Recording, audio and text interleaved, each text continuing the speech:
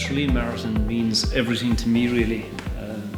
I had never ran before. I had no experience of running at all. And I can remember, one night I just couldn't sleep.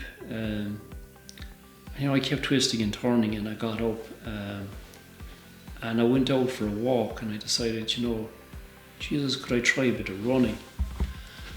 And I ran very briefly, very, very short. It was around the local canal in Tralee. And Jesus, I came back and I was out of breath. And eventually I slept, but I woke up and I felt good.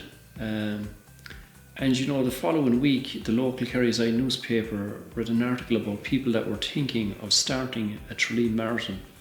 And I couldn't get away from it. I went back and I even read that 2 or 3 times, and I started training for a marathon.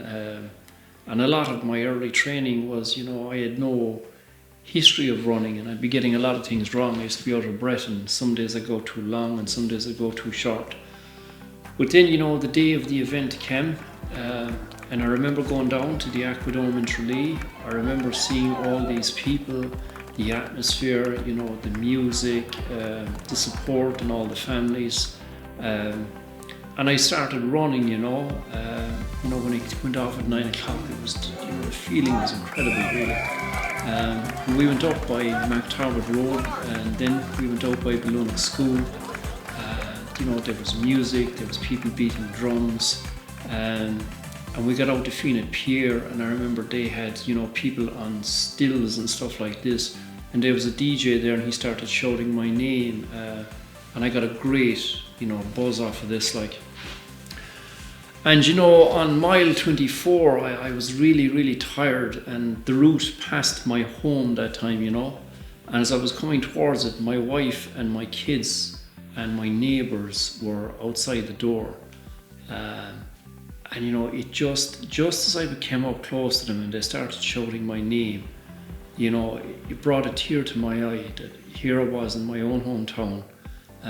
Here were the people that I love most in the world, and it was it's something I've never felt again.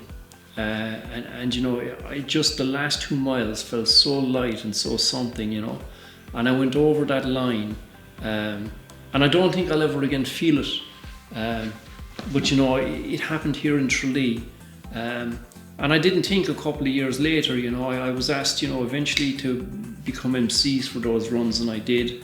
I did a bit of marshalling for other runs, and this year I was contacted by the Tralee Harriers, and I was asked to direct a run, and that's a huge honour on my part, that I'm going to direct the 2017 Tralee Marathon Series, and I like everything about it. I like the fact that we're not a commercial marathon. I like the fact that we give back into the community. I like the fact that, that the Harriers field below, there's lots of development going down there this year. For the very first time in Tralee, we're going to have a track. It's never before happened. And the Tralee Marathon has played a huge part in that. I like when I come into town each day for a cup of coffee that someone will, ask to join me, or they'll begin to tell me a story, and they'll tell me how the Tralee Marathon has impacted on them, whether they have run it, or they might be supporting a child in it, or they might be thinking about doing it. And that got me thinking, as director this year, how could I make it more inclusive? So for the very, very first time, we're going introducing a 5K, we're going to bring in a 10K, a half and a full, and we're so looking forward to it.